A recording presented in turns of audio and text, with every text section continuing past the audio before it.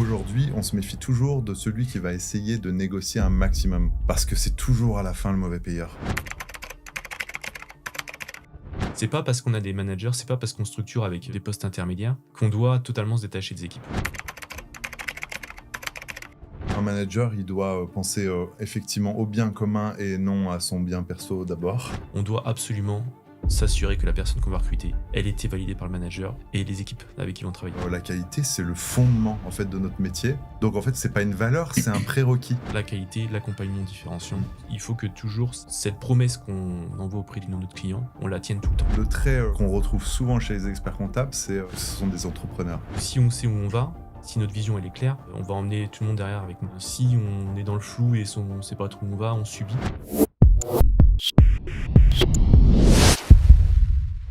Salut et bienvenue dans un nouvel épisode du podcast Counter. Nouvel épisode, nouvelle masterclass avec deux experts comptables. Aujourd'hui, et petite nouveauté, parfois je connais mes invités, parfois je fais des podcasts à plusieurs avec des personnes que je connais et qui se connaissent. Et là, petite nouveauté, personne ne se connaît dans cet épisode et nous allons aborder plusieurs sujets de cabinet, de vision. Deux enjeux aussi qui sont majeurs dans la profession. Comment attirer les bonnes personnes, comment scaler un cabinet, comment le structurer, comment sortir de l'opérationnel, comment être agile et comment apporter de nouvelles missions et sortir de la partie comptable pour aller sur des choses à plus haute valeur ajoutée. Tout un programme avec Jérôme et Mickaël. Bienvenue, messieurs. Merci beaucoup. Merci Nicolas. Alors, déjà, je vais commencer par une chose. Mickaël, qu'est-ce qui t'a donné envie de rejoindre la profession? Toi qui bosses au cabinet Itac, tu es associé, vous êtes 25 personnes en France, sur 3 sites, mais aussi 15 personnes qui bossent à Dakar. Je voudrais aussi creuser un peu ce sujet. Et vous avez 500 clients avec quand même une typologie de clients. Vous avez beaucoup de consos, donc c'est des missions assez différentes qu'on peut avoir dans les cabinets. Et puis toi, Jérôme, c'est plus un cabinet, vous êtes 55, plutôt basé en Normandie, 5 sites. Il y a des enjeux où... Comme il y a la direction dans 2 sites, comment on fait aussi pour créer de la fluidité au sein des équipes, une harmonisation dans le discours, bref, tout un programme. Mickaël, déjà, première question, pourquoi tu as voulu rejoindre la profession ? J'étais pas prédestiné à l'origine à faire de l'expertise, à être expert comptable, à faire de l'expertise comptable. J'étais plutôt parti pour travailler dans l'humanitaire à la base. Ok. Parce que j'ai fait une école de commerce qui s'appelle l'école 3A à Lyon, qui forme sur les métiers de l'humanitaire et du développement. Et donc, c'est dans le cadre de cette école, en fait, je suis parti dans plusieurs endroits dans le monde, faire des stages assez sympas et tout ça, vraiment pour me former pour l'humanitaire. Mais c'était une école de commerce, du coup, on avait des cours un peu plus classiques, comme marketing, finance, etc., et comptabilité, analyse financière et tout ça. Et en fait, c'est ces cours dans cette école qui m'ont vraiment fait aimer la compta. J'avais un super prof. Je sais plus son nom, c'est dommage, je peux pas lui rendre hommage. Mais vraiment un super prof qui m'a fait adorer la compta. En fait, direct, j'ai accroché analyse financière, enfin tous les sujets en fait qu'il enseignait. J'ai vraiment aimé, donc je me suis dit tiens, ça peut être sympa. Mais j'ai pas rejoint tout de suite la comptabilité. J'ai fait un échange à Dakar de 1 an à la base dans le cadre de cette école en fait qui permettait de faire des stages, enfin pas des stages mais des années à l'étranger. Et j'ai choisi donc Dakar pour faire une année d'études là-bas. Au final, je suis resté 2 ans puisque j'ai rencontré mon épouse. Et c'est là par contre à Dakar que j'ai eu l'occasion de faire encore une fois un échange, en fait un double échange, dans une université à Évry, une université française, pour rejoindre le master CCA. Et en fait, c'est là où je me suis dit, voilà, j'ai envie d'être expert comptable. Incroyable. Je rebondis sur un sujet. Qu'est-ce qui a fait que ce professeur t'a envoyé l'étincelle ? Pourquoi tu dis qu'il était... il m'a donné envie. Qu'est-ce qu'il a fait, lui ? Parce que je milite beaucoup aussi pour l'éducation et je sais à quel point un mentor ou un prof, il peut soit... te créer un itinéraire qui est incroyable, ou alors au contraire te dégoûter complètement de quelque chose. C'était quoi lui son petit ingrédient ? J'avoue que je sais pas trop, j'y réfléchis quand même un petit peu, mais je pense que juste il savait me parler en fait. Okay. Il avait une approche assez matheuse et moi je suis un peu matheux. D'accord. Et je pense que la manière dont il enseignait en fait ça me parlait.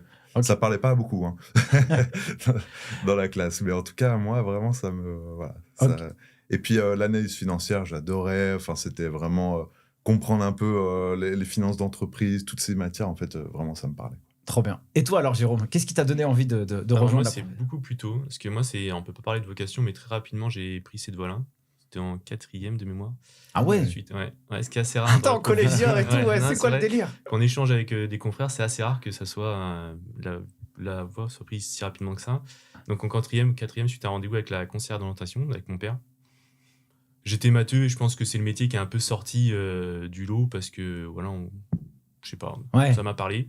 Par contre, une fois que j'ai pris la voie, j'avais un objectif, c'était de devenir expert comptable et de devenir expert comptable à Granville. Donc après, je suis parti, j'ai quitté ma région et je suis revenu, je me suis associé dans un cabinet expertise comptable à Granville, donc copilote, en 2015. Et donc j'ai un peu bouclé la boucle. C'était l'objectif que j'ai tenu. Donc très rapidement, j'ai fait ce choix-là. Et une fois lancé dans les études, Ça déroule, quoi. Ouais, j'ai senti que c'était ce chemin-là. Ok, mais est-ce que tu avais une vision de ce que c'était le job d'expert comptable? En fait, j'avais une vision qui était un peu traditionnelle au départ. Et que j'ai connue dans mes premiers cabinets, où j'étais conseiller client et on était, voilà, j'étais vraiment sur le métier traditionnel. Une fois que je suis arrivé dans mon cabinet actuel, chez Copilote, et que je me suis associé, j'ai découvert tout le spectre du métier, sur l'accompagnement du client, sur la différenciation, sur le pilotage cabinet. Et là, je me poigne plus en tant qu'entrepreneur qu'en tant qu'expert comptable dans ce que je fais au quotidien. Et je sens que, justement, la profession est en train de prendre un virage et que c'est là-dessus où on peut faire la différence auprès de nos clients. Justement, c'est quoi un peu votre lecture? Toi, Mickaël, comment tu vois le job évoluer demain? Mais concrètement, c'est pas... Il y a du conseil, etc. On est d'accord. Mais est-ce que post-facture électronique, est-ce que les cabinets vont pouvoir s'en sortir demain? Et comment ils vont réussir à vendre plus de missions, des missions qui vont apporter de la valeur aux clients? C'est quoi un peu votre lecture chez Itac? Bah, c'est vrai que le monde aujourd'hui, d'une manière générale, et donc celui de la comptabilité, change énormément. On le voit bien depuis ChatGPT, rien que, enfin, l'IA de ChatGPT qui a vraiment mis en avant cette IA qui existe depuis longtemps, mais elle l'a vraiment mis en avant. Et aujourd'hui, on sait, les cabinets savent qu'entre la blockchain et l'IA, demain, le métier il va complètement se transformer. Et les saisies de factures, demain, ça sera terminé. Peut-être que même les TVA, ce sera terminé un jour prochainement. Donc, qu'est-ce qui reste, en fait, en dehors de ça? Qu'est-ce qu'on fait au quotidien? Bah, oui, du conseil, ça peut être facile à dire, mais c'est vraiment avoir contact avec les clients, les appeler, essayer de comprendre leurs problématiques, chose que l'IA, aujourd'hui, elle ne fait pas. Et voilà, c'est ce sur quoi il faut se positionner, je pense. Et toi, Jérôme, alors c'est quoi, du coup, ta lecture et comment tu visualises le monde de demain et comment aussi Copilote essaye de préparer justement cette vision à venir? Je rejoins Mickaël, je pense qu'il faut qu'aujourd'hui on se positionne en tant qu'entreprise de service et qu'on se positionne plus en tant qu'expert comptable, donc qu'on puisse avoir la capacité d'aller au-delà des chiffres. Aujourd'hui, alors le métier, on le fait dans notre culture et notre ADN, on essaye depuis très longtemps de transmettre ça à nos équipiers, à nos collaborateurs. Et c'est beaucoup de travail de formation, c'est beaucoup de services transverses aussi, sur le digital, sur tous les métiers transverses du cabinet, qui nous permettent d'aller plus loin sur l'accompagnement de nos clients.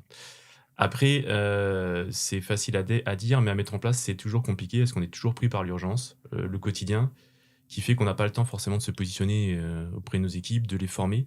Et aujourd'hui, un des challenges qu'on a, je pense, au niveau de la profession, du cabinet, mais de la profession, c'est d'engager le temps nécessaire de sortir du quotidien, d'engager le temps nécessaire pour former nos équipes à interpréter les chiffres, parce que demain, en effet, probablement que la production, on va en perdre un gros volume, on passera beaucoup moins de temps, mais si on interprète bien les chiffres et qu'on accompagne nos clients sur le pilotage de l'entreprise, c'est là qu'on va créer de la valeur et qu'on va pouvoir se différencier auprès de nos concurrents. Tu sais, je faisais mon petit tour, enfin, quand j'étais au congrès, tu vois, à Marseille, de l'ordre des experts comptables, j'avais plusieurs lectures de la profession. Et tu sais, quand tu es au quotidien en face des personnes, mais moi, je suis inquiet pour certains cabinets qui sont trop focalisés sur la production. Et puis, en réalité, après, je ne sais pas si vous partagez mon avis, hein, ou en tout cas, cette lecture, c'est que on parle de conseils, sauf qu'en fait, dans la réalité du terrain, c'est de la compta qu'il faut faire et des déclarations, des TVA, etc. Oui, il y a des missions additionnelles, des missions de conseil. Mais en fait, en réalité, ce qu'on doit traiter day to day, c'est de la production de la compta. Donc en fait, à quoi bon se positionner sur des missions de conseil alors que en fait, notre quotidien nous montre complètement l'inverse? Je sais pas si vous voyez un peu ce que je veux dire. Oui, mais je pense qu'il faut que ce soit le fond, la base, on va dire. On rentre sur ces sujets, parce que dans tous les cas, les clients, enfin, sur des clients classiques, viennent pour ça, viennent pour qu'on leur fasse leur comptabilité, leur TVA, leur déclaration. Mais derrière, c'est à nous ensuite de faire en sorte que, bon, c'est l'activité principale, mais qui reste annexe dans notre temps, en fait. Tu vois ce que je veux dire? Carrément.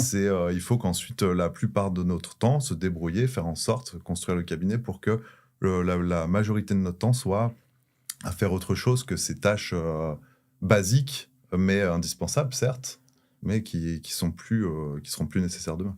J'ai l'impression qu'il y a une sorte de prise de conscience dans la profession, mais que l'action tarde à se mettre en place. Ouais. Et qu'il y a un vrai choix du dirigeant, de l'expert comptable, d'engager de l'investissement pour son cabinet, sur différents sujets qui sont centrales et qui vont nous permettre demain justement de se préparer. Aujourd'hui, on a quand même la chance d'avoir une activité qui est encore rentable, avec une activité réglementée qui nous permet d'avoir un flux entrant de clients carrément, suffisant. On a la capacité à avoir des clients captifs, donc des clients sur qui on peut vendre plus de missions. C'est aussi une force. Hein. Et je trouve qu'on le sous-utilise pour utiliser ça pour investir. Nous, on investit beaucoup sur le digital et sur le numérique. On va continuer à investir parce qu'on sait que c'est la clé de demain. Donc, c'est investir, c'est créer des postes en interne, mais aussi investir du temps auprès de nos équipes pour les former et les faire monter en compétences. On investit aussi sur le RH et on s'est rendu compte aussi à un moment qu'on avait sûrement mis ça de côté. Le RH interne, on avait plutôt favorisé le RH externe et non pas le RH interne. Et on utilise cette phase un peu transitoire entre la compta d'avant et la compta de demain, avec la facture électronique, justement pour investir massivement et se préparer à la facture électronique et à la suite, à la posture conseil de nos collaborateurs. Moi, j'ai l'impression que beaucoup de cabinets encore ont le discours, mais que passer à l'action par l'investissement, ce qui nécessite d'accepter de manger de la renta, de toute façon, tout simplement, c'est pas chose aisée pour beaucoup. Et du coup, d'un point de vue technologique, tu vois, tu mentionnes le terme, on investit aussi sur le digital et le numérique. J'imagine aussi c'est pour créer de la scalabilité aussi au sein du cabinet. Qu'est-ce que vous avez mis en place justement au moment où tu es arrivé, par exemple, 2015, quand tu étais associé, et aujourd'hui, comment ça tourne la production de la comptabilité justement pour créer plus de temps disponible pour les équipes, si toutefois c'est comme ça que ça se passe? Alors, Où ça tend. Voilà. C'est un peu l'objectif. Okay. Alors nous, on a depuis très longtemps, et on a renforcé ça en 2018-2019, on a créé un pôle onboarding du client. L'idée, c'est que quand le client arrive chez nous, ils sont intégrés dans un accompagnement pour caler toute son organisation auprès des équipes, en interne chez lui, auprès des équipes. L'idée, c'est de homogénéiser les process et les façons de faire pour que derrière, on gagne du temps sur la productivité. La difficulté qu'on peut rencontrer aujourd'hui sur cet onboarding client, c'est la diversité des outils. Et nous aussi, on a tendance à aller sur plusieurs outils, à essayer les choses, parce qu'on est c'est dans notre ADN, donc on aime bien être un peu précurseur sur les outils et les façons de faire. Sauf que quand tu multiplies les outils, tu multiplies les usages et les fonctions, et tu peux aussi perdre les équipes sur l'utilisation des outils. Donc aujourd'hui, on se rend compte qu'on a parfois fait des choix de multi-outils, qu'on consomme beaucoup de temps à l'intégration du client, que les ressources à l'onboarding client, c'est des ressources qu'on a du mal à trouver en RH. Trouver des personnes qui ont à la fois la compétence digitale et la compétence comptable, c'est des profils qui n'existent pas beaucoup. D'ailleurs, on recrute actuellement si quelqu'un est intéressé. En plus, nous, on milite aussi beaucoup pour cette double compétence. Tu sais, il y a des gens qui ont fait de la comptabilité dans leur vie, mais en fait, ça leur donne plus envie. Ils ont plus envie. Par contre, ils ont un trésor entre les mains et développer des compétences un peu tech, un peu digital, un peu onboarding, support client. Je trouve que ça a beaucoup de valeur. Je faisais un podcast avec une fille qui s'appelle Alexia, qui bosse dans un cabinet qui s'appelle Expert Entreprendre et qui est welcomer en fait. Et à la base, elle est expert comptable et du coup, elle a fait 10 ans de prod, vraiment, manager, etc. Et puis là, du coup, elle s'occupe justement de cette interface entre le client et les équipes. Et c'est le point de contact entre tout ça. Et aujourd'hui, très rapidement, nous, on a fait le choix de notre PDP de demain, qui sera Meg. Et aujourd'hui, on est sur 2 solutions, Meg et Ingenio Agora, qui sont 2 solutions PDP demain et sur lesquelles on s'appuie. Et on fait le choix dès maintenant de migrer nos clients vers Meg ou vers Agora en fonction de la typologie du client pour se préparer à 2028 et à l'intégration de la donnée. Ok, hyper clair. Toi, Mickaël, du coup, la partie onboarding, ça c'est intéressant quand même comme sujet, parce que s'il n'y a pas de process, après franchement c'est le foutoir et on n'a pas la connaissance de la donnée, de l'histoire du client. Comment ça se passe chez Itac ? Alors, d'une manière générale, en fait, pour tous nos process, on se pose la question, on s'est posé la question et on se pose encore la question de comment on peut passer moins de temps à le faire. Comment, ce sur quoi on perd du temps, on essaye de l'automatiser. Et ben, l'onboarding client, en fait, c'est ça. On a essayé d'automatiser le maximum qu'on pouvait. Du coup, aujourd'hui, comment ça se passe ? C'est que quand tu as un prospect, tu vas remplir une fiche dans Teams. Enfin, c'est pas dans Teams, c'est dans Loop, je crois, un outil Microsoft. Et quand tu vas remplir ta fiche, une fois que tu mettras que ton prospect il est validé, eh bien, ça va automatiquement en fait créer une équipe Teams, créer un dossier, créer un code temps, envoyer un mail au client pour lui souhaiter la bienvenue avec un livret d'accueil. Enfin voilà, il y aura tout un ensemble de tâches. D'ailleurs, ça va créer des tâches dans Microsoft automatiques pour, par exemple, toutes les dates de TVA, pour toutes les échéances, pour même rappeler aux collaborateurs, telle date, tu dois bien penser à l'appeler. Enfin voilà, c'est surtout au début, le temps que l'intégration se fasse correctement. Voilà, on a automatisé au maximum tout ce qu'on pouvait justement pour l'onboarding. Hyper clair. Du coup, ça a été quoi l'élément précurseur de cette prise de conscience sur le fait qu'il faut faire ça ? C'est surtout déjà une appétence pour les outils informatiques à la base. Okay. C'est vrai que maintenant, ça fait quand même quelques années qu'on est là-dedans. On a même embauché donc une informaticienne, enfin une programmeuse, quoi, qui fait pas du tout de compta et qui sait pas du tout faire. Donc on la guide, bien sûr, dans ce qu'elle doit faire. Mais voilà, on a pris ce pari-là de vraiment rentrer assez tôt dans ce mouvement. Ah, hyper intéressant. Ça veut dire qu'aujourd'hui, à 25 plus 15, vous êtes dit, on va prendre quelqu'un qui est hors métier, mais qui va mettre de l'huile entre de l'huile de coude. Enfin, je sais pas comment, c'est quoi l'expression, mais en tout cas pour fluidifier en tout cas toute la relation entre le premier point de contact avec le client. Ok. Et donc vous utilisez cet outil. Hyper intéressant. Je pense que c'est essentiel au confort des équipes également. On le voit, tous ces rôles transverses en interne, on a beaucoup de personnes qui sont transverses, soit sur des fonctions support ou des fonctions numériques.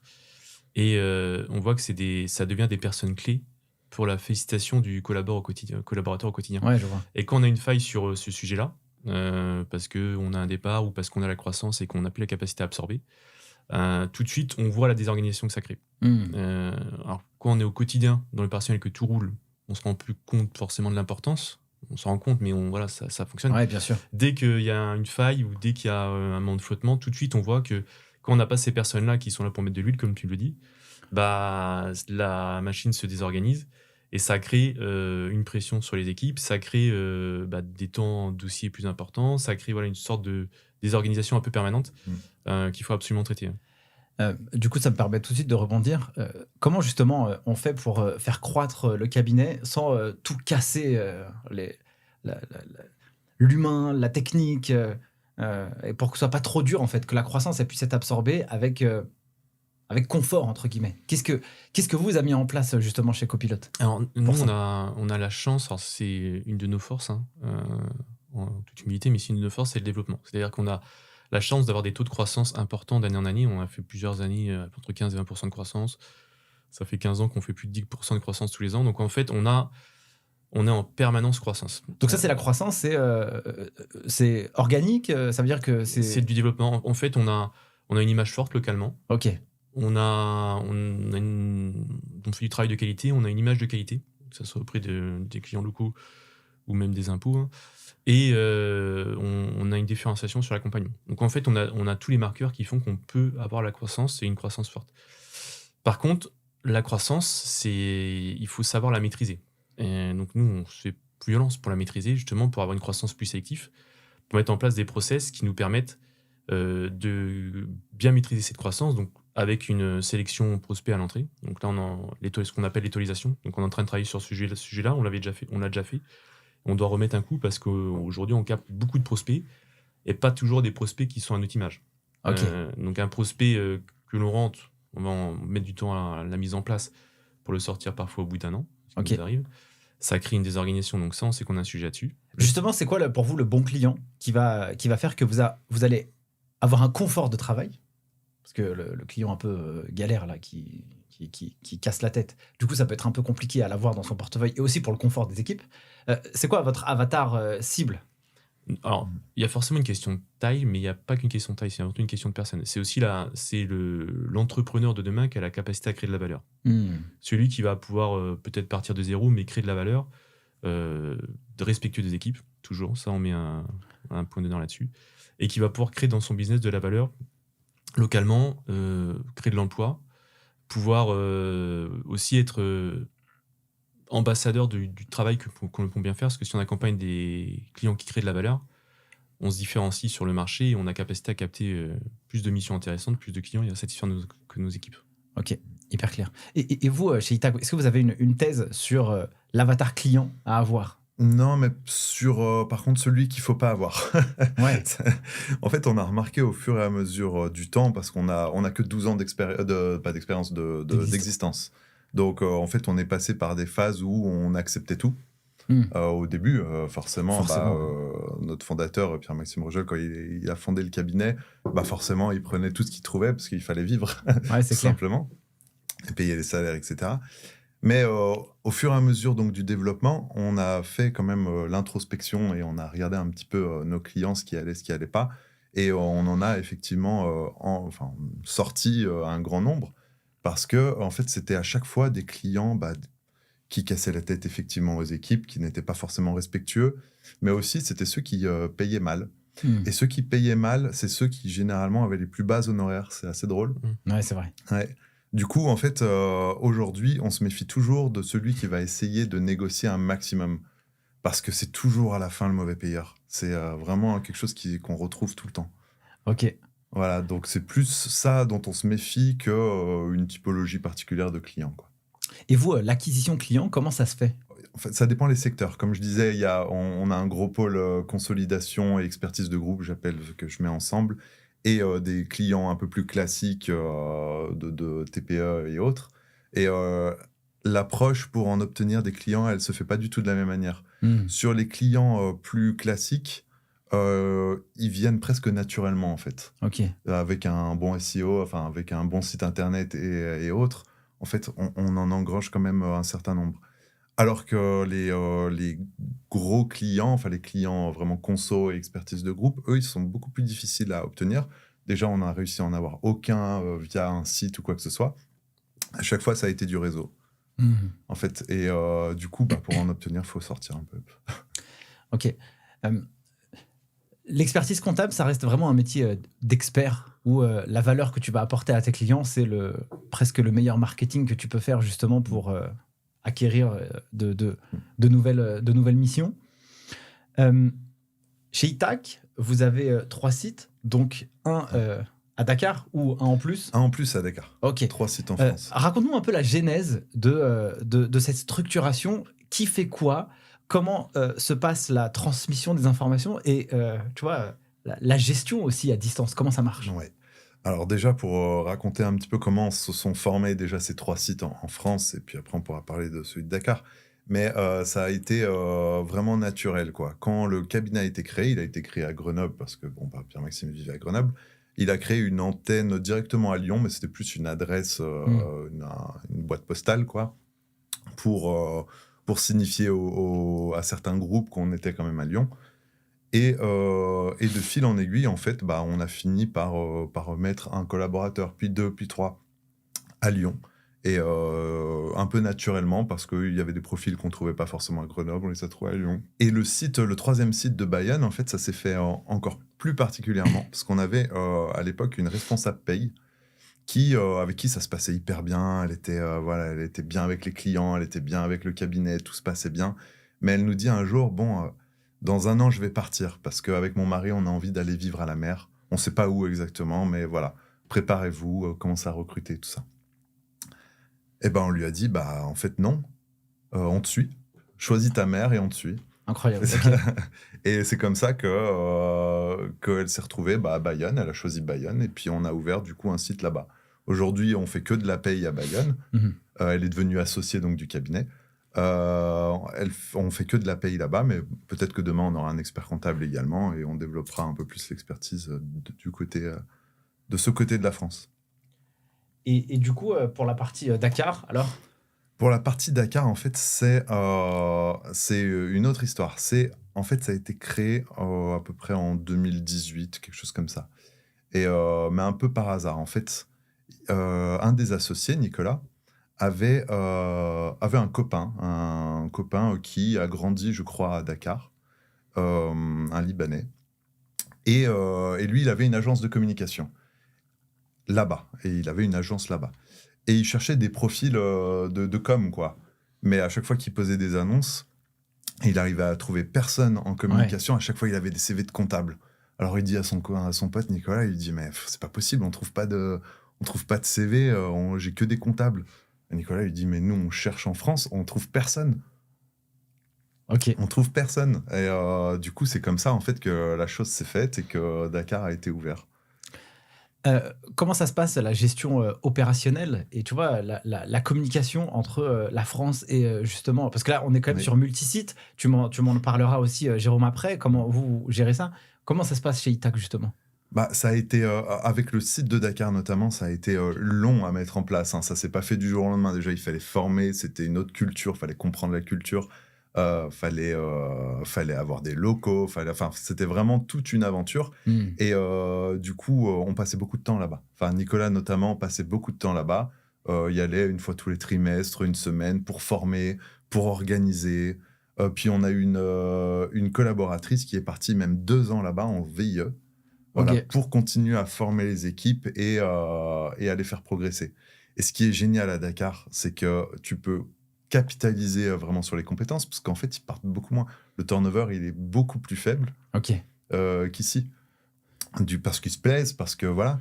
Et du coup, tu peux capitaliser au fur et à mesure. Et aujourd'hui, on a un super site là-bas, donc une quinzaine de collaborateurs comptables, mais ils sont capables de faire tout ce qui est saisie, ils sont capables de faire les TVA, et ils les font juste. Tu vois, c'est ça qui est génial. Donc, en fait, toute la production basique dont on parlait tout à l'heure, basique mais indispensable en cabinet, eh bien on l'a mise à Dakar.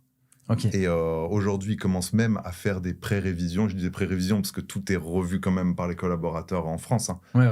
Mais ils commencent même à faire des pré-révisions à Dakar. Ok, hyper clair. Donc, pardon, pour rejoindre ta question donc, de la communication entre sites. Donc, elle ne s'est pas fait facilement au départ. Mais aujourd'hui, avec les outils informatiques qui ont quand même beaucoup évolué, on est sur Teams. Les échanges, ils sont fluides en fait sur Teams. On a des équipes pour beaucoup de sujets. Même on a une équipe par client, ce qui fait que quand il y a quelqu'un, par exemple à Dakar, qui va poser une question au client sur Teams, et le collaborateur pilote en France, il va pouvoir voir et suivre ce qui a été demandé ce qui a été demandé aux clients, là où ça en est, quoi. Et voilà, c'est vraiment avec ces outils qu'on communique. Et toi alors, Jérôme, du coup, 5 sites, il y a 2... L'équipe dirigeante, elle est sur 2. Essentiellement sur 2, oui. Ouais, et du coup, comment ça se passe, en fait, la relation, la gestion? On pourrait même se dire, est-ce que dans les 3 autres sites, est-ce qu'ils bossent ou pas? Comment on s'assure aussi que ça déroule et ça délivre aussi, tu vois? Alors, nous, pour revenir un peu sur l'historique de l'ouverture des sites, on avait 2 sites au départ. Donc, Granville, qui est le fief, et Avranches, qui était le site ouvert par mon associé Adeline en 2010. Et depuis 2020, on a ouvert 3 autres sites. Et toujours, c'est des histoires d'hommes. À chaque fois qu'on a ouvert des sites, que ce soit Saint-Hilaire, Coutances ou Saint-Lô, on les a ouverts avant tout parce qu'on avait des équipes à proximité et qu'à un moment donné, on voulait leur donner aussi un certain confort par rapport au fait de faire la route et avoir une agence à proximité. Ok. Ensuite, on a fait une force sur le développement. La dernière qu'on a ouverte, là, c'est Saint-Lô avec Sullivan et Tancred, qui sont très impliqués localement, et on voit que tout de suite, ça crée du développement et de l'apport prospect. Alors, comment on gère les sites à distance? Aujourd'hui, voilà, la direction elle est essentiellement sur 2 sites. C'est Granville et Avranches. un peu enchanté, on va dire. Bon, déjà, on a fait un choix tout récemment. Là. Nous, depuis 2017 à peu près, on avait une RH. Ok. Alors, 2017, on devait avoir 30 personnes, je pense. On a décidé de créer un poste RH en interne. Mais en fait, on s'est dit, 30 personnes, une RH interne, ça paraît un peu trop. Il n'y a sûrement pas un temps plein en RH. Donc, ce qu'on a fait, c'est qu'on a commencé à créer des missions à côté. De RH, d'accompagnement, de formation, de management. Et comme on est assez développeur par nature, en fait, ce qui s'est passé, c'est qu'au fur et à mesure, notre RH interne, elle a créé des missions, elle a créé du savoir, et son temps a basculé de plus en plus vers l'externe. Ok. Et on s'est rendu compte en 2024 qu'il manquait de structuration de process RH, il manquait de liens avec les équipes en interne. Donc, on a fait le choix ces derniers mois-là de réintégrer à 100% une RH en interne. Donc, on a une chargée de RH qui est là 5 jours, toute la semaine, et qui, elle, dans son rôle, a obligatoirement un jour de présence sur chaque site toutes les 2 semaines. Ok. C'est-à-dire qu'elle va être un jour à Granville, un jour à Coutances, un jour à Saint-Lô, et elle va tourner pour être présente auprès des équipes, nous remonter un peu les liens terrain, et nous permettre d'identifier les signaux faibles. Donc, c'est vraiment son rôle. Donc, ça, c'est un vrai choix qu'on a fait, parce qu'on considère aujourd'hui qu'on doit avoir plus de présence auprès des équipes, on doit maîtriser notre croissance, on l'évoquait tout à l'heure, et avoir plus de présence auprès des équipes pour aussi lutter contre le turnover et valoriser notre marque employeur. Donc, elle a ce rôle-là. On a également fait un autre choix il y a à peu près 1 an et demi, c'est de nommer des managers. Donc, les managers, aujourd'hui, on a 8 managers qui sont des vrais relais pour nous, pour la direction. C'est vrai, ce sont tous des hommes clés, hommes avec un grand H, et on sait qu'on peut s'appuyer sur eux pour avoir le lien avec les équipes sur les sites distants. Donc, le manager sur les sites distants est souvent le responsable de site. Que ce soit Sullivan, Jérémy, Tancred, Jérôme, je les cite parce que je sais qu'ils vont regarder le podcast, ou même Corentin On les salue. à Saint-Hilaire. Donc, ce sont des vrais relais pour nous, et ça nous permet d'avoir les retours terrain des équipes. On fait une réunion toutes les semaines avec eux. Alors, c'est souvent une réunion d'1 heure. C'est axé prod, mais on va avoir des échanges aussi avec eux. Et ce sont des hommes clés qui nous permettent d'être plus proches de nos équipes sur les sites distants. T'emploies un terme où tu as dit on essaye de voir les signaux faibles. Je trouve que ce terme est important parce que ça te permet aussi de creuser un espèce de petit problème qui n'en est pas encore un gros. Le fait d'avoir mis la RH qui va aller dans chaque site, et puis en fait, j'ai l'impression que c'est RH, c'est expérience collaborateur, et puis manager, c'est plus sur le terrain, les problématiques terrain. Est-ce qu'ils ont des missions spécifiques? Est-ce qu'ils ont des objectifs plutôt spécifiques à remonter? Comment eux, ils font remonter les signaux faibles justement à vous pour que vous, après, vous puissiez repiloter, redéfinir la stratégie? Est-ce qu'il y a quelque chose qui est matérialisé ou alors c'est plus de l'échange comme ça informel? Alors, je pense qu'on est toujours en phase d'apprentissage sur ce rôle-là, cette relation-là. Quand on a créé les postes, c'était à peu près il y a 1 an et demi. On leur a dit, vous êtes manager, on a fait une fiche de poste, on a donné des objectifs. Et peut-être qu'on a trop cru qu'à un moment donné, ça allait se faire comme ça. C'est aussi pour ça qu'on a mis la RH en interne.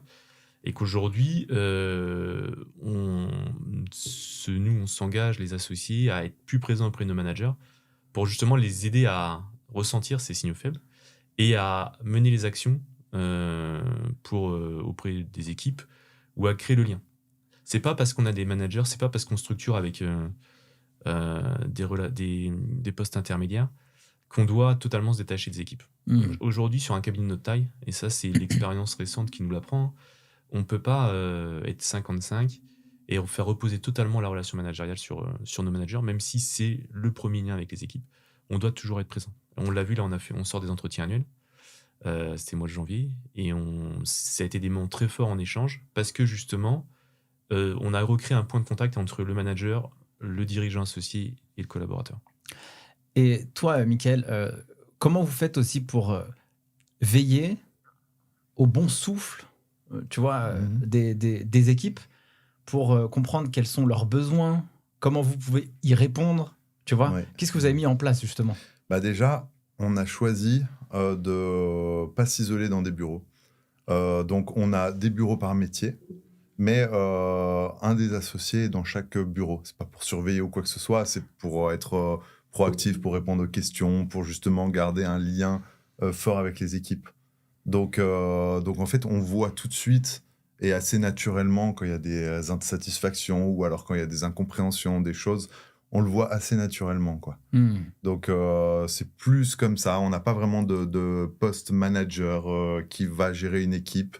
Vu qu'on a Dakar, en fait, on a une organisation différente. Et du coup, c'est nous qui sommes dans chaque bureau et on va communiquer au fur et à mesure. Vous êtes combien d'associés ? On est 4. Ok, 4, d'accord. Donc, il y en a un qui est isolé. Le fondateur, il est quand même isolé dans son bureau. Il a fait comme ça depuis le départ. Il est resté. Les autres, on a choisi de pas faire ça. Ça nous convenait très bien d'être avec les autres. Donc, il y a Nicolas qui est avec le pôle expertise, moi avec le pôle conso expertise de groupe et Aude avec le pôle social. Et du coup, toi, prenons ton cas d'usage. Comment ça se passe ta relation avec les équipes dans une semaine ? Est-ce que tu fais des réunions ? Est-ce que tu fais des points ? Est-ce que tu discutes ? Est-ce que tu es dans la prod ? C'est quoi un peu ton rythme aussi d'échange avec les gens avec lesquels tu bosses ? Ouais, alors je suis, dans la prod, on va dire 50% de mon temps aujourd'hui. Ah oui, quand même. Okay. Ouais. Et ça tend à diminuer parce que j'ai des équipes qui progressent et des équipes qui aujourd'hui n'ont pas forcément besoin de moi au quotidien tout le temps. Mais en fait, je vais souvent accompagner quand même les équipes sur le terrain quand on se déplace. Donc en fait, on communique aussi au quotidien, en fait, naturellement, parce qu'on est dans les mêmes bureaux, parce que voilà, en fait, la relation est naturelle, quoi, en fait. Ouais, je vois.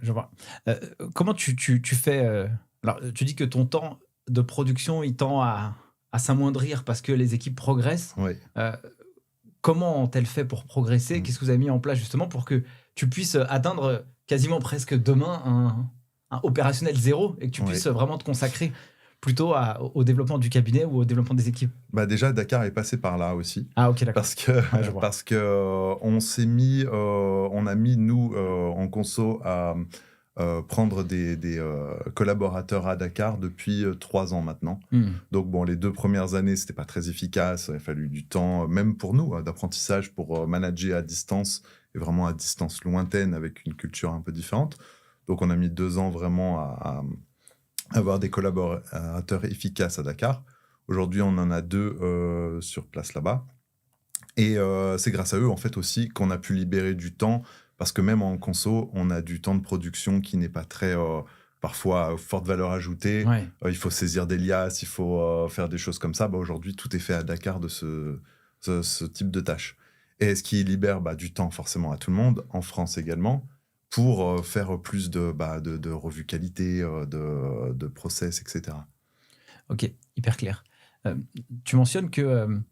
alors, je repointe juste ce que tu viens de dire juste avant, où nous, les équipes, on est proches des équipes, et puis il y en a le fondateur, il est dans son bureau, et ça a toujours été comme ça.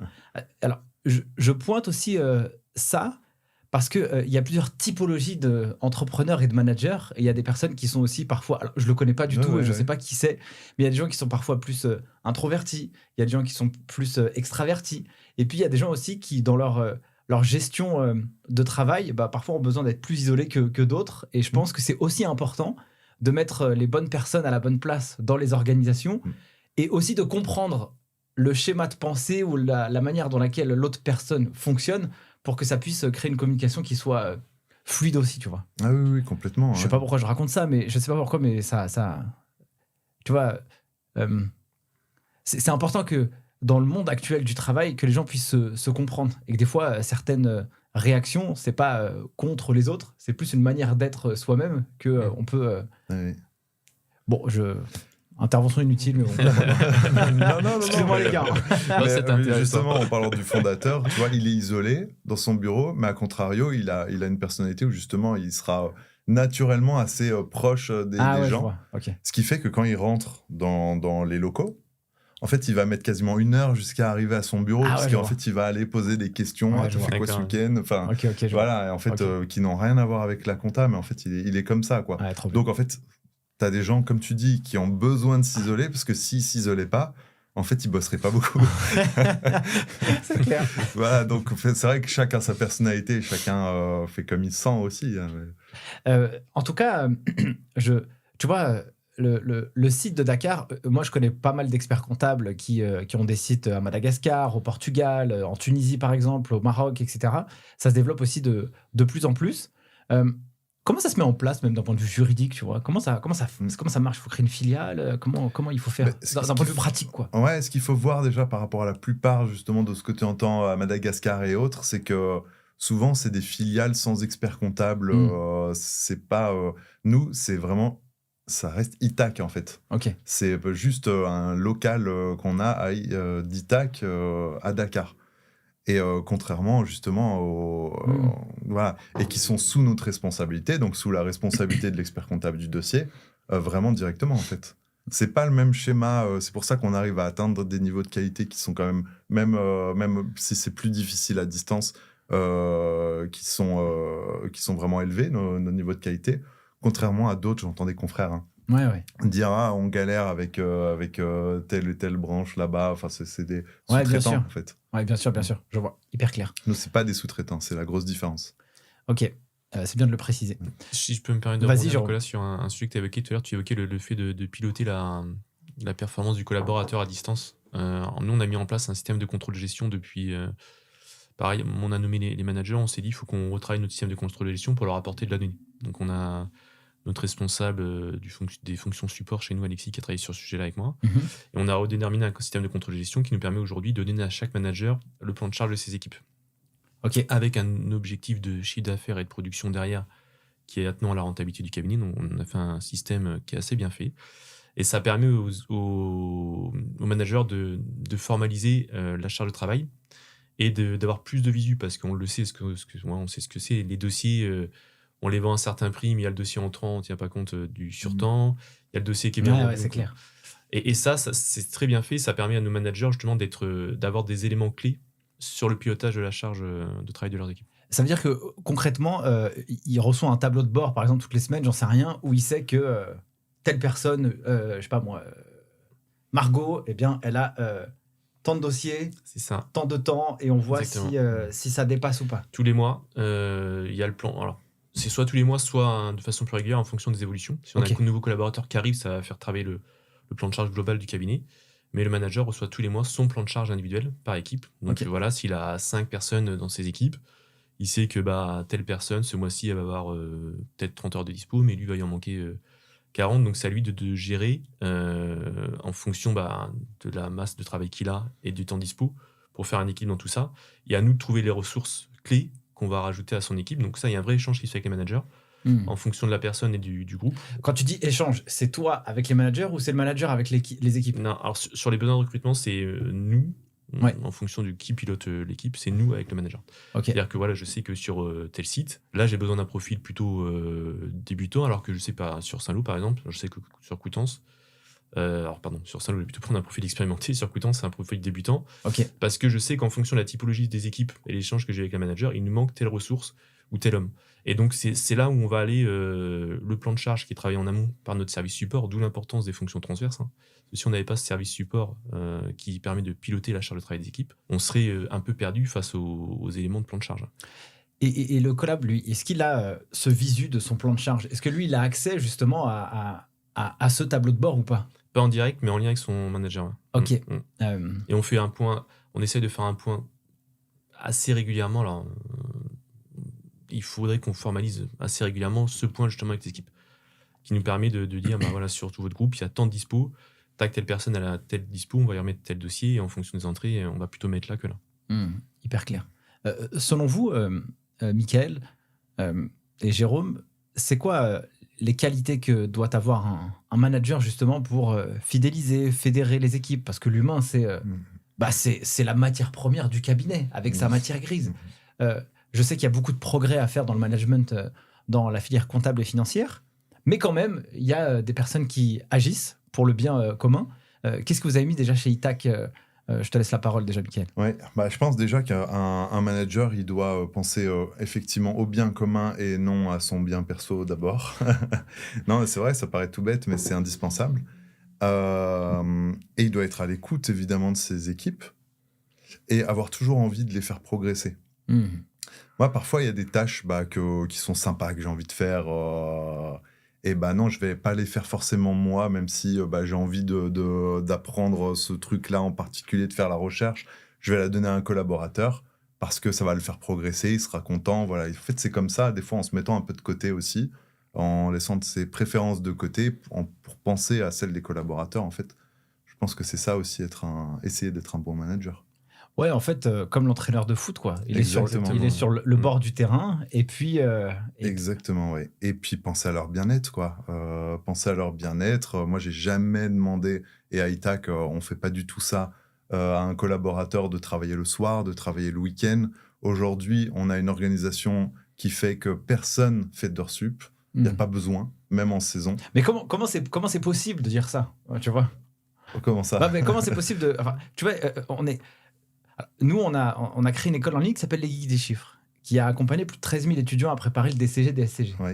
Sauf qu'il y a pas mal de gens qui sont en reconversion professionnelle ou alors qui ont validé une partie du DCG, mais pas tout. Et quand tu vois les questionnaires d'entrée en formation et leur histoire professionnelle dans certains cabinets, du coup, ça fait froid dans le dos, tu vois. Et c'est souvent. Et comment vous avez réussi justement à créer une organisation qui fait que on va pas leur demander de bosser comme des oufs jusqu'à je sais pas quelle heure, on leur demande pas d'heures supplémentaires. C'est quoi l'organisation de travail? Qu'est-ce que vous avez aussi accepté de faire, ou entre guillemets de perdre en interne, justement pour garder cet équilibre à la fois pour eux et pour vous?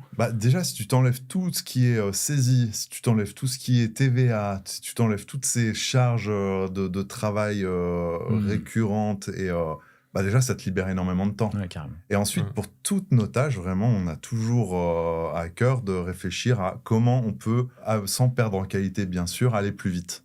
En fait, moi, chaque année, après la saison, enfin en début de saison, même avant, je réunis l'équipe et je leur dis, bon, alors qu'est-ce qu'on peut maintenant, quel outil on peut faire pour aller plus vite? Quelle tâche, en fait, nous a pris du temps? Et on réfléchit comme ça, et on a fait plein d'outils petit à petit, liés à la conso principalement, mais pour améliorer. Et en expertise, c'est la même chose, en fait. Tu parlais tout à l'heure de tableaux de bord, etc. Nous, tout ça, on a également, mais on les a tout automatisés. Aujourd'hui, c'est tout fait sur BI automatiquement. Du coup, tu vas, c'est disponible pour tout le monde, hein. On peut savoir personne par personne combien il gère de chiffre d'affaires, le temps qu'il a mis, la renta de ses dossiers, etc. Et c'est dispo, hein, c'est ouvert à tout le monde. Et en fait, tout ça automatiquement. Hyper clair. Donc en fait, c'est en automatisant le maximum, en essayant toujours d'aller de chercher le temps perdu et comment on peut justement s'en passer de ce temps perdu, qu'aujourd'hui, les équipes, elles font pas d'heures sup, hein. Peut-être qu'il y en a un qui va m'entendre, qui va dire « Mais si, moi j'en fais, mais franchement, je serais étonné. » Ok. Et Jérôme, c'est quoi les leviers En fait, en gros, moi j'aime bien utiliser ce terme, il faut tuer son job, quoi. Tous les jours, tu dois tuer ton job pour passer à l'étape d'après. Et donc, killer les tâches à faible valeur ajoutée. Ouais, c'est ça. Et ça c'est...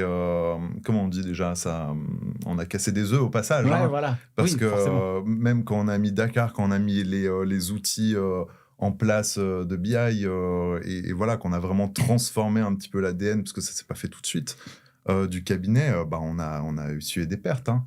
À un moment, 2019, juste avant le Covid, enfin pendant le Covid même, il y avait déjà des tensions liées à ces changements qui s'étaient opérés.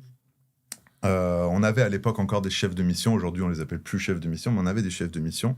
Et ils sont tous partis. 100% des effectifs d'expertise sont partis pendant le Covid.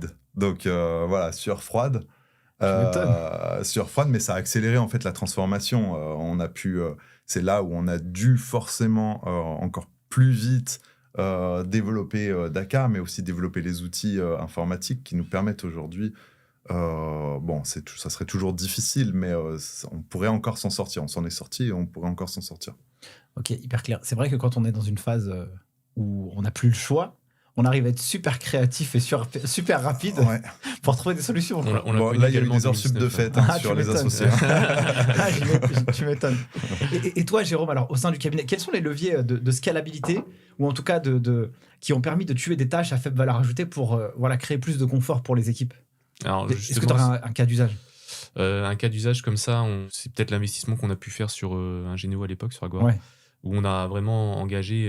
Alors, pareil, on a essuyé des plâtres, parce qu'on On a lancé la solution et puis on s'est dit, bon, ça va rouler, on va mettre tous les dossiers dessus. Bon, on s'est rendu compte que mettre tous les dossiers dessus dès le départ, c'était pas la bonne solution. Donc, on a appris de ça et on a formé nos équipes. Aujourd'hui, on sait qu'on a gagné beaucoup de temps en productivité sur la saisie comptable grâce à ces solutions-là. Alors, nous, on n'a pas de site à Dakar. Donc, tout est internalisé chez nous.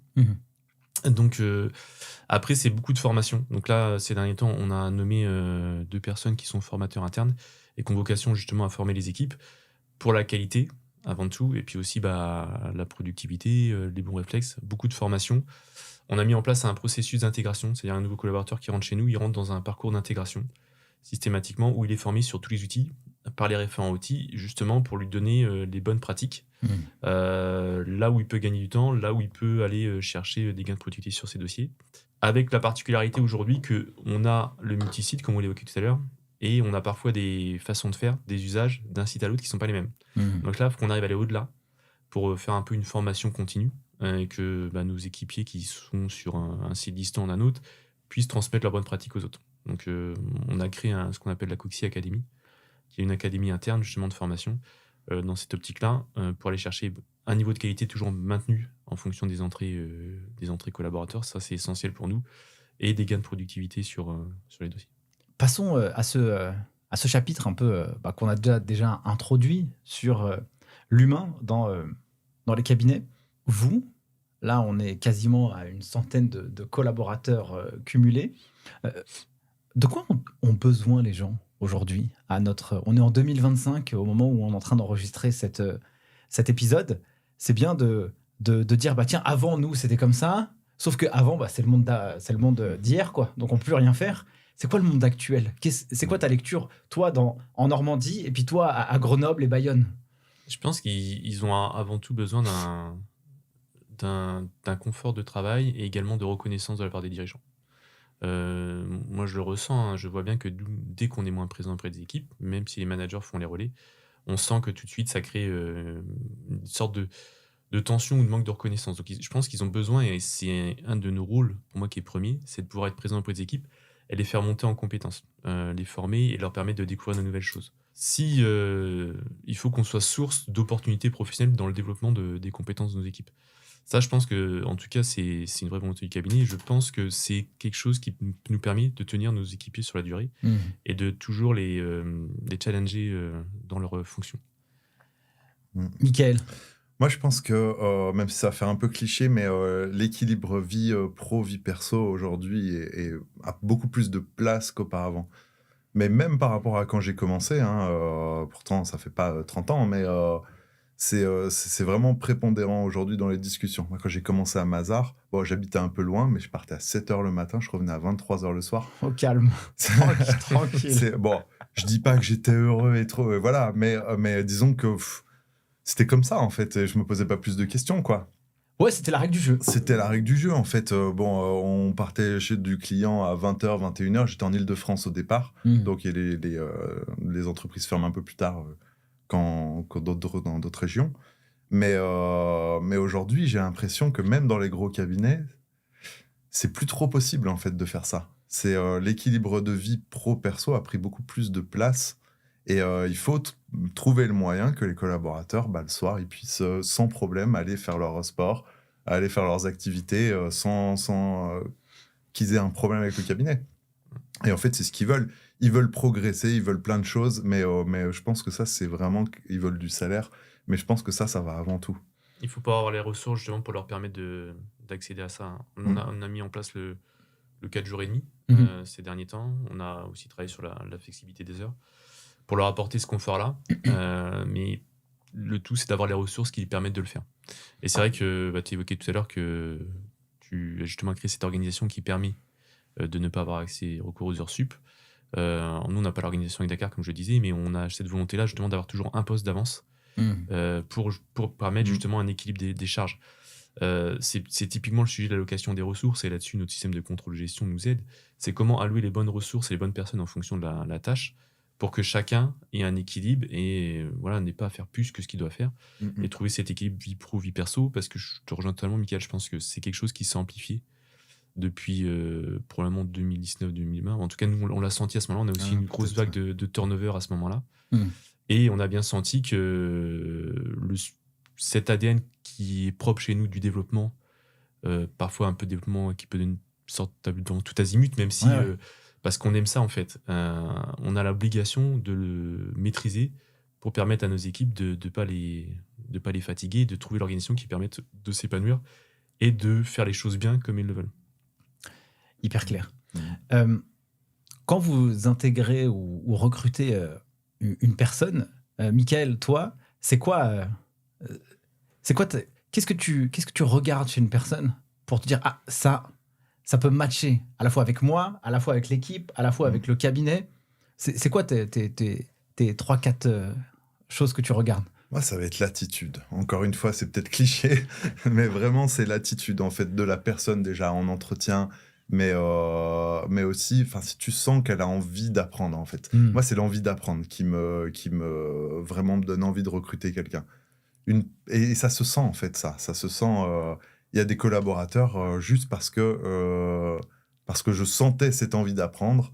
Je les ai embauchés alors que je doutais sur des choses, quoi. Et j'ai pas eu tort. Mais voilà, moi, c'est vraiment le critère principal.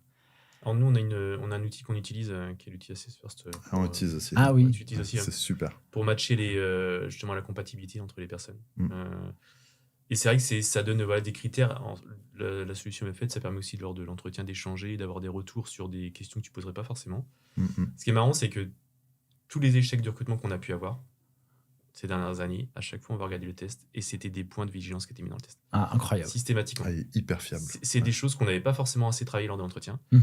Et en fait, on se rend compte que c'est justement ce qui va faire, qui va créer l'échec de recrutement. Et après, sur les profils, nous, on a beaucoup de belles expériences et de profils qu'on a recrutés qui n'étaient pas du tout de la profession. À l'esprit, j'ai quelqu'un qui était prof de sport, qui est devenu gestionnaire de paye. Incroyable. Ça passe parfaitement. On a quelqu'un qui était dans la papeterie, qui vendait des fournitures administratives papeterie. Et pareil, ça se passe très bien. On a un collaborateur qui était conseiller comptable et qui est devenu notre responsable développement. Et on se rend compte que quand on fait confiance justement un peu à notre ressenti, à ce feeling, et qu'on les met dans des places là où ils peuvent s'épanouir, on a des super belles réussites. Et parfois, il faut savoir sûrement sortir du cadre du CV et du cadre traditionnel de la profession. C'est ce qui fait notre richesse, justement. C'est de pouvoir offrir des postes à des personnes à qui c'était pas forcément destiné au départ sur le papier, quoi. Hyper clair. Du coup, avec votre expérience, tu vois, tu mentionnais, par exemple, les échecs de recrutement. C'est inévitable à toutes les entreprises. Je recevais un expert comptable qui a un groupe de 1000 personnes et qui me dit, c'est simple, sur 100 personnes que tu vas recruter, 50 ils vont rester, 25 ils vont partir et 25, tu devras les faire partir. C'est ça. Et tu peux faire tout ce que tu veux. Et par contre, l'expérience collaborateur dans son groupe, elle est genre incroyable. Donc, s'il m'a donné ces datas, je trouvais ça intéressant. Avec le recul, sur quoi vous êtes aujourd'hui encore plus vigilant pour limiter les erreurs de recrutement? Là, j'ai bien compris que toi, l'envie de progresser, le fait de voir cette étincelle chez la personne, c'est intéressant. D'ailleurs, tu l'avais mentionné tout à l'heure, comment faire progresser les équipes. Ouais. Du coup, ça a du lien. Je trouve ça logique pour l'entretien. Avec le recul, tu dis, ce petit signal faible, il faut que je m'écoute la prochaine fois pour ne pas faire rentrer la personne au sein du cabinet. Tu vois, je te donne un exemple concret, peut-être que pour imager ce que je raconte, c'est de te dire, en fait, quand j'ai besoin de recruter quelqu'un, du coup, j'ai tendance à fermer un peu les yeux. Et donc, je prends quand même parce que je me dis, peut-être ça va le faire, tu vois. Ouais. C'est quoi ton expérience là-dessus? Je pense que déjà, tu as raison, Nicolas, faut pas que l'urgence devienne la priorité. C'est-à-dire qu'on a tendance parfois à dire, j'ai forcément besoin de quelqu'un, je vais prendre alors que tu le sens pas. Ça nous est arrivé. De prendre dans l'urgence et de se dire, en fait, on aurait mieux fait de pas prendre plutôt que prendre quelqu'un qui, au final, va ressortir très rapidement. Ouais. Après, aujourd'hui, pour moi, un des leviers du recrutement et de la réussite du recrutement, c'est de faire matcher la personne que tu recrutes avec ses équipes. C'est-à-dire que comme on a une organisation par groupe, on doit absolument s'assurer que la personne qu'on va recruter, elle était validée par le manager ou ça match avec le manager et les équipes avec qui ils vont travailler. Voilà, en fonction des managers et des groupes et des fonctionnements, il y a des questions d'appétence et de relations humaines tout simplement qui font que si c'est pour recruter quelqu'un dans cette équipe-là, il faut mieux pas le recruter plutôt que ça fasse tout exploser. Ok, hyper clair. Mickaël, toi? C'est quoi déjà les questions?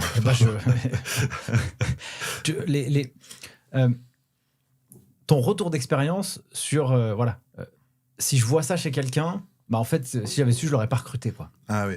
Nous, c'est principalement lié à l'ADN d'Itac qui est quand même... on a des process particuliers, on a quand même beaucoup d'informatique, on a une gestion à distance des équipes à Dakar. Voilà. Donc, c'est ce sur quoi on va essayer de voir si ça match avec le candidat, quoi, si l'ADN d'Itac match. Parce qu'il y en a, ils sont attachés par exemple à la saisie des factures. Hein. C'est comme ça. Ou à leur TVA ou autre, et ils ne s'imaginent pas entrer dans une dynamique comme ça. Ou avec beaucoup d'informatique. C'est quelque chose qui ne matche pas. Mais c'est pour ça que déjà, souvent, on a remarqué que des profils plus jeunes, donc débutants, en fait, fonctionnent beaucoup mieux que des profils avec des personnes qui ont beaucoup d'expérience. Il y a toujours des exceptions. Hein. Ils sont programmés, peut-être, dans une vision du passé. Quoi. Exactement, c'est ce que j'allais dire. Ils sont programmés, et pas forcément dans une vision du passé. Oui. Parfois, c'est leur cabinet dans lequel ils étaient avance également, hein. Mais peut-être moins vite ou peut-être différemment, hein, tout simplement. Et voilà, on sent qu'ils ne vont pas se plaire chez nous, quoi. Donc, c'est l'ADN d'Itac, c'est vrai que c'est quelque chose dont on va faire vraiment attention. Je pense qu'aujourd'hui, il faut aussi que le collaborateur sur des cabinets comme les nôtres, hein, parce que je pense qu'on a un peu cet ADN en commun, ils aient la capacité à s'adapter et à évoluer. Exactement. Avoir une réticence au changement qui soit un peu limitée pour être agile et pouvoir évoluer en même temps que le cabinet. Du coup, là, j'ai deux feedbacks qui sont pour moi hyper intéressants. C'est de se dire, pour qu'un cabinet aussi puisse filtrer les bonnes personnes et attirer les bonnes personnes, c'est aussi de bien développer, marketer, connaître aussi sa propre culture et son propre fonctionnement au sein du cabinet. Parce que du coup, si tu sais exactement qui tu es, tu sauras aussi lire que les personnes en face de toi pourront matcher avec ça. Exactement. Et si ça ne matche pas, du coup, c'est dead. On peut s'arrêter rapidement. Et de l'autre côté, c'est de se dire, il faut que la personne qui rentre, eh bien, elle soit validée par le manager et puis par les équipes. Parce qu'il faut que la personne qui rentre, elle vienne sublimer le groupe. Et pas à l'inverse. Du coup, il faut avoir aussi une bonne compétence, une bonne compréhension du besoin que tu as en interne. Parce que si tu recrutes une personne avec un besoin un peu flou, du coup, ça risque d'être compliqué. Donc, il faut être aussi, à mon avis, précis sur la typologie de personnes que tu recrutes, pourquoi et dans quel environnement. Donc ça, c'est aussi, parfois, recruter à l'urgence, faire une fiche de poste comme ça, un peu à l'arrache. Tiens, je recrute une personne pour faire de la TVA, du conseil et tout le tralala. Ça marche jamais bien. Ouais, du coup, ça marche pas, tu vois. Donc, il faut être hyper spécifique, parce que cette spécificité crée que quand tu vas capter la bonne personne, du coup, aussi, tu gagneras du temps. Faut que ce soit un échange entre la chargée de RH, en tout cas, c'est ce qu'on promet aujourd'hui, la chargée de RH, le manager et le dirigeant. Il faut qu'on trouve un équilibre sur le profil qu'on va rechercher, validé par les trois. Donc ça, c'est vraiment c'est ce fonctionnement-là, parce que la RH, elle va avoir un peu les retours terrain de quel profil va plus matcher avec les équipes, comment réussir à l'intégrer. Nous, on a plutôt la vision vue d'ensemble, le profil qui aura la capacité de s'adapter. Et le manager, lui, il a vraiment la vision de son organisation, de son groupe, quel profil il me faut pour aller pallier le besoin que j'ai dans mon équipe en prod. Ouais, je vois. Et tu disais à un moment qu'il fallait bien apprendre à se connaître pour pouvoir déjà véhiculer l'image du cabinet. Il faut déjà connaître l'image du cabinet. Nous qui sommes un cabinet assez récent, c'est vrai qu'à un moment, on s'est posé la question. Hein. Il n'y a pas si longtemps que ça, il y a quelques années, on s'est vraiment posé en se disant, mais en fait, on est qui ? C'est quoi nos spécificités ? Qu'est-ce qu'on est ? C'est quoi notre ADN ? Et la question, elle est indispensable à se poser. Ouais. Et à se reposer, je pense, à des périodes de vie. Je suppose que vous reposez aussi régulièrement la question parce que vous évoluez également, quoi. C'est vraiment quelque chose à faire. Et je pense que c'est important de l'affirmer auprès des équipes. Ouais. Nous, on est très fiers de notre ADN, on est très fiers de ce que l'on est. Et aujourd'hui, on assume totalement notre positionnement tarifaire qui est plutôt élevé, hein, clairement. On affirme aussi qu'on fait du travail de qualité, qu'on est différenciant sur l'accompagnement. Et même si on a de la croissance et qu'on se développe, ça, c'est des valeurs sur notre vision du métier qu'on ne va pas changer. La qualité, l'accompagnement différenciant, c'est des choses, il faut que toujours cette cette promesse qu'on envoie auprès de notre client, on la tienne tout le temps. On ne peut pas se permettre, parce qu'on développe, parce qu'on fait de la croissance, la croissance ne peut pas aller à l'encontre de la qualité. C'est vraiment notre vision et on veut tenir ça. Et ça, on le rabâche auprès des équipes, on insiste vraiment là-dessus. Et c'est ce qui nécessite de maîtriser justement cette croissance pour allier les deux. Parce que la croissance, aujourd'hui, on est obligé d'en faire pour continuer à investir, pour se préparer pour demain, mais ça ne peut pas être à l'encontre de tout. Hyper clair. Là, pour moi, c'est vraiment un message à tous les créateurs ou fondateurs de cabinets associés. Je pense que le vrai travail à réaliser, vraiment ce bon travail, c'est de se dire j'ai des valeurs, j'ai une identité qui est claire, qui nous sommes, parce qu'en fait, tu graves dans le marbre ce que tu es vraiment, et puis ça permet aussi, quand les équipes rentrent, qu'elles soient purées, mais ça crée aucune inertie, quoi. Quand quelqu'un est OK de se dire, pour moi, satisfaction client maximale, et ça, c'est dans mon ADN, et que tu n'as pas besoin de discuter avec la personne pour lui dire, satisfaction maximale, c'est ça, plutôt que, oh, mais attends, tu lui envoies une TVA fausse, la compte de TVA, tu lui as pas dit qu'il fallait payer X milliers d'euros, alors que d'habitude, c'est pas tout à fait la même chose, il s'est pris un acompte d'IS à 8 000 euros, il ne le savait pas.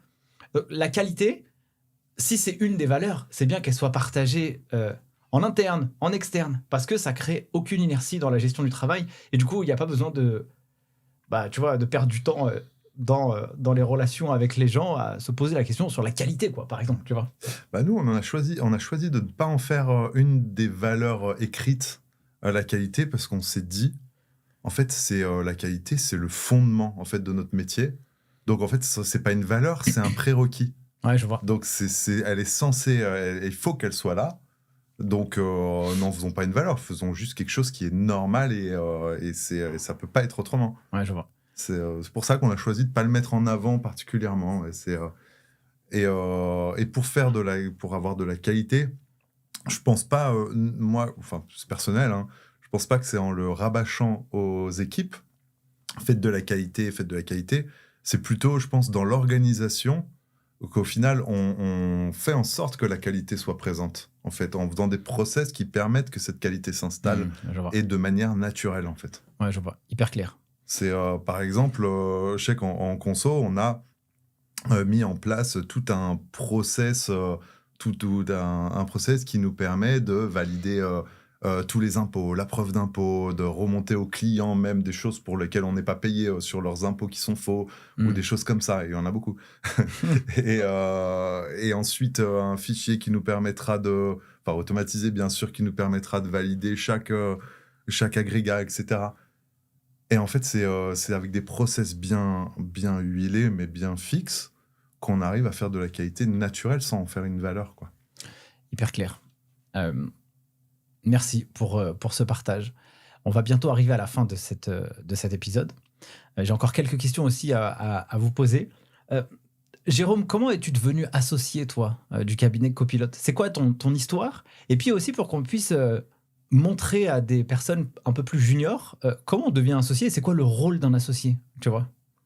Alors moi, quand je suis diplômé en 2015, et à l'époque, je suis dans un cabinet au Mans, cabinet Altonéo, où je suis conseiller client avec un responsable de mission au-dessus de moi et un associé. Et à ce moment-là, je fais un choix de vie personnel de revenir dans ma région d'origine, donc du secteur de Granville. Et je postule sur une offre d'emploi sur le site de l'Ordre. C'est assez rare de postuler sur le site de l'Ordre. Et donc, je rencontre Frédéric, Mariamine et Johan, mes associés de l'époque. Et tout de suite, ça match. Et je prends ce poste-là, alors c'est vraiment un challenge, hein, parce que moi, je passe de poste de conseiller client le vendredi. J'arrive le lundi. Là-bas, je suis futur expert comptable. Je viens de passer mon diplôme.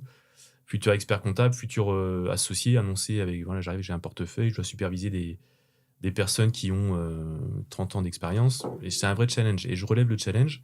Après, je me suis beaucoup investi. Moi, j'ai juste une petite anecdote sur mon intégration. Et le premier dossier que je supervise, c'est un dossier qui est réalisé par... je me souviens très bien, c'est un bar tabac qui est dans le Nord-Cotentin. Et c'est un dossier qui est préparé par Bruno. Alors, Bruno, chez nous, c'est un peu la légitimité technique, quoi. Ok, d'accord. Alors là, je me dis, gros challenge, faut pas que je me...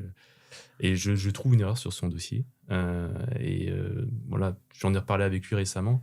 Alors lui, ça l'a pas marqué. Moi, ça m'a marqué parce que je me suis dit, bon, ma première supervision, j'ai trouvé un truc. Il y avait un écart dans l'IS. Bon. Et après, je me suis beaucoup investi pour relever le challenge. Et puis, les évolutions du cabinet ont fait que j'ai su saisir ma chance et prendre mon rôle. Au début, un rôle très développement. Donc, avec mon associé Frédéric, on a créé plusieurs réseaux d'affaires. Et on a été axé très, très développement. Donc, moi, j'ai fait beaucoup de développement. À tel point que, justement, qu'on arrive en 2019, on a une époque avec un niveau de turnover important pour la première fois. Et là, moi, j'ai une prise de conscience et je me dis, on ne peut pas continuer comme ça. Il faut absolument qu'on soit plus présent en interne. Donc, moi, j'ai stoppé le développement de mon côté. On a nommé quelqu'un, Tancred, sur la partie qui est un conseiller expertise qui a pris ce rôle-là pour être mon relais. Moi, j'étais plus présent auprès des équipes avec la vocation de pas faire du développement tout azimut, mais du développement plutôt maîtrisé, qualitatif. Et au fur et à mesure des années, avec le développement des agences, on a aussi de nouveau peut-être reproduit encore ça. Donc, on essaye justement de maîtriser ce développement, comme j'ai évoqué tout à l'heure, pour plus de présence auprès des équipes. Après, pour répondre à ta question, je pense que pour devenir expert comptable associé, forcément, il faut beaucoup travailler. Faut pas l'éluder, on va pas se les cacher. Après, ce qui est le plus important, c'est la légitimité auprès des équipes. Et comment tu l'as créée, justement, celle-là? Tu sais, au départ, je raconte juste une anecdote. La première fois où je deviens manager, j'ai 23 ans. J'ai 3 personnes sous ma responsabilité. Je suis dans un nouveau job. 3 semaines après, j'ai le CEO qui m'appelle et qui me dit bon alors Nicolas, comment ça se passe, etc. Bon, moi je lui raconte et puis je dis mais en fait comment on fait pour devenir un bon manager? Brillez par vos compétences. Alors moi j'y vais, tu vois. Sauf que cette légitimité, moi je l'ai trouvée un peu ok, tu brilles par tes compétences. Mais je pense que c'est autre chose. C'est quoi la légitimité que toi t'es parti chercher? Moi, quand j'étais jeune, sans expérience, écoute, sois un technicien de malade, tu vois. En fait, ça fait partie, je pense, mais ça fait partie quand même. Chez nous, dans notre métier, tu as forcément la légitimité technique. Ouais. Ça, on peut pas l'éluder. On voit d'ailleurs que tous les managers qu'on a nommés, ils ont une légitimité technique auprès des équipes. Alors, un manager n'est pas un technicien, et un technicien n'est pas forcément un manager. Et néanmoins, avoir une légitimité technique auprès des équipes, c'est rassurant. Après, moi, j'ai quelqu'un qui a une valeur travail très importante. Et je considère que dans tout ce que j'ai pris comme rôle, je me suis toujours investi à 300% pour que par le travail, les équipes aient confiance en moi et qu'il y ait une rassurance qui se fasse. Et puis après, il faut aussi avoir beaucoup d'échanges. Je pense qu'il faut savoir l'idée, être à l'écoute et ne pas... Et savoir faire preuve d'humilité et reconnaître ses erreurs quand on en fait. Ouais. J'invite tous les auditeurs à écouter un podcast que j'ai enregistré avec Isabelle Barthes, qui est chercheuse et spécialisée dans le monde du travail, le management et le leadership, et qui justement parlait de cette humilité et des fois avouer quand on a tort ou quand on a fait une erreur et créer cette faiblesse entre guillemets ou montrer sa propre faiblesse ou sa vulnérabilité. Et du coup, ça crée aussi de la confiance avec ses équipes, quoi. Et donc, faut un peu retirer un peu l'ego parfois et de se dire, ok, je me suis planté, quoi. Oui, et puis on a beau avoir la légitimité technique plus forte, évidemment, en tant qu'associé, mais ça ne veut pas dire qu'on sait tout sur tout. Oui, bien sûr. Et ça ne veut pas dire que la personne qui aura cherché, qui aura fait une recherche pendant 3 heures sur un sujet, et moi je l'aurais lu pendant une demi-heure, 2 mois plus tard, c'est lui qui sait mieux que moi, parce qu'il aura passé 3 heures dessus, et moi j'aurais des vagues souvenirs. Du coup, ouais, faut pas avoir peur de dire qu'on ne sait pas, hein, même en tant qu'associé. Je pense que c'est normal, mais il faut quand même un petit peu avoir cette légitimité malgré tout, quoi. Et du coup, toi, ça a été quoi, Mickaël, les prémices de ton association? Comment ça s'est passé? Raconte-nous quel jour, comment, dans quel endroit, comment ça s'est décidé? En fait, c'était naturel parce que dès le départ, dès que j'ai intégré Itac, on en a parlé direct en entretien, hein. Ok. Que ça allait, une fois que les étoiles seront alignées, on s'associera, quoi. C'était prévu dès le départ, donc il n'y a pas eu de surprise. C'était juste quand j'ai mis du temps à me diplômer parce que j'ai mis parce que j'ai une vie de famille un petit peu agitée. J'ai 3 enfants, voilà, c'était un peu ah oui, je comprends. Je comprends. mais bon, donc j'attendais plus ça. C'était pas eux qui attendaient d'ailleurs, hein, parce qu'ils m'avaient relancé dessus. J'ai dit attendez que j'ai le diplôme. C'est moi qui ai mis un frein un petit peu en disant attendez. Mais ça s'est fait naturellement, quoi. Ok. Après, chez nous, il n'y a pas de rôle particulier de l'associé, parce que tu as demandé juste avant. Il n'y a pas de rôle. Il y en aura qui seront plus. Déjà, on a plus un métier chacun. Moi, je suis plus conso. Il y en a qui seront plus expertise, plus audit, etc. Il y en a qui sont un peu plus sur la gestion. Il y en a un peu plus sur le RH, mais ça se fait naturellement, quoi. Ok. Aujourd'hui, nous, on a juste été au-delà pour la notion associée, parce qu'on est en train de créer une holding salariée, là. Ok. Donc, le projet des statuts est en cours. Et on l'a annoncé au mois d'octobre. Donc, on a une vingtaine de salariés qui vont nous rejoindre, qui vont détenir des parts dans une société qui sera à 5% du capital de nos filiales. L'idée, c'est de créer sur la durée avec eux et de pouvoir aussi les associer dans la réussite du cabinet économique également, et leur faire prendre conscience qu'on le crée, c'est un bout de chacun pour qu'ils se sentent investis de ça, et qu'on les récompense aussi pour le travail qu'ils font, parce qu'on sait très bien que à 55 aujourd'hui, chacun a sa place, et ça nous permet d'aller beaucoup plus loin. Donc ça, c'était une annonce forte qu'on a fait auprès des équipes, et on espère que ce sera une réussite, j'en suis convaincu. Trop bien. Michael, on a, et Jérôme, on a beaucoup échangé dans le cadre de cet épisode.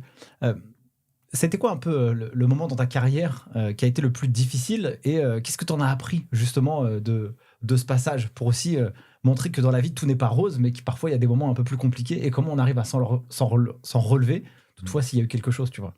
J'ai eu beaucoup de moments difficiles, moi, dans ma carrière. Non, déjà, certaines années Mazars ont été compliquées parce que c'était effectivement un rythme soutenu, hein. Mais c'est l'audit et les cabinets de ce type, même les autres, mais c'est des super écoles, hein, en réalité. Oui, t'apprends. Mais t'apprends énormément, tu vois plein d'entreprises, c'était génial. Mais c'était très compliqué. Voilà, mener vie de famille, vie perso et vie pro, c'était challengeant. Mais même en arrivant chez Itac, quand je suis arrivé et que j'ai pris en charge le pôle conso expertise de groupe, en fait, il n'y avait personne. Il n'y avait personne dans le service. J'ai créé le service. Ok. Et en fait, c'était... j'ai dû déjà aller à la découverte des dossiers, essayer de recruter des gens pour monter le service avec moi. Voilà, et ça, c'était quand même... J'ai fait beaucoup d'heures cette année-là. Ouais, là, tu mobilises tellement de skills, en fait. Le recrutement, l'offre, les process, le produit. Ah oui, même les dossiers, parce qu'il fallait aussi les maîtriser, rencontrer tous les DAF et les dirigeants de ces groupes, recruter, effectivement, comme je disais, mettre des process en place, il n'y avait rien, en fait. Il se crée, quoi, le cabinet est jeune. Ok, hyper clair. Même s'il y avait beaucoup déjà de dossiers de conso, le service n'avait pas été structuré, donc j'ai dû tout mettre en place. Et ouais, c'était quand même assez difficile. Ouais. Et toi, Jérôme ? Alors, des moments difficiles, il y en a eu quelques-uns. Après, moi, j'ai eu en 2018, je suis papa pour la deuxième fois, et mon fils a des problèmes de santé à la naissance. Ok. Et là, je me retrouve en pleine période fiscale, c'était février-mars, mon petit opéré en anesthésie générale, parce qu'il se repérait une opération assez lourde. Et je me retrouve pendant plusieurs semaines à être au CHU de Caen, à gérer la période fiscale à distance, à superviser les dossiers dans le lit d'hôpital à côté de mon petit. C'était un truc qui était... Et je signe, et je m'associe à ce moment-là. Donc, la première fois que je m'associe, donc je suis arrivé en 2015, je m'associe fin septembre 2017, mais on signe au mois de mars, et presque mon petit sort de l'hôpital, je signe mon association. Donc c'était un mot qui était lourd de sens. Et puis bon, il y a eu aussi une étape qui était compliquée, parce que j'ai un associé avec qui on projetait la reprise du cabinet, qui est parti en 2020. Ok. Qui a souhaité arrêter l'aventure en 2020. Et voilà, c'était un moment difficile, parce que quand tu projettes sur la durée avec des personnes, et que pour toi c'est fluide, et que cette personne-là part, forcément les fondamentaux sont basculés. Et puis malgré tout, ça nous a permis d'avancer, ça nous a permis aussi de prendre conscience qu'il fallait peut-être revoir certaines choses sur notre fonctionnement, sur la gouvernance du cabinet. On a appris de ça pour qu'aujourd'hui, on travaille sur la transmission du cabinet, qui puisse continuer à rester indépendant à tous les 5, avec une continuité assurée sur la durée. Et je sais que si on n'était pas passé par ces étapes-là et ces échecs bien sûr, dans la projection reprise du cabinet, on n'en serait pas arrivé là aujourd'hui. Donc c'était des étapes importantes. qui nous permettent aujourd'hui d'avoir une projection sur la durée et d'assurer une pérennité pour le cabinet à moyen terme. Trop bien. Je vais avoir 2 dernières questions à vous poser, messieurs. Première question pour toi, Michael. C'est quoi le vrai rôle d'un expert comptable ? Aujourd'hui, on pourrait avoir une image, mais selon toi, ta propre définition, quel est le rôle de l'expertise comptable et comment tu projettes ce métier dans l'avenir ? Après, ça dépend le rôle qu'il a dans le cabinet. Ça peut être un expert comptable technique, et puis son rôle, du coup, ça sera clairement de guider les équipes et d'être technique. Mais le trait qu'on retrouve souvent chez les experts comptables, c'est que ce sont des entrepreneurs. On a des boîtes d'expertise, quoi, mais ça reste des boîtes, ça reste des entreprises.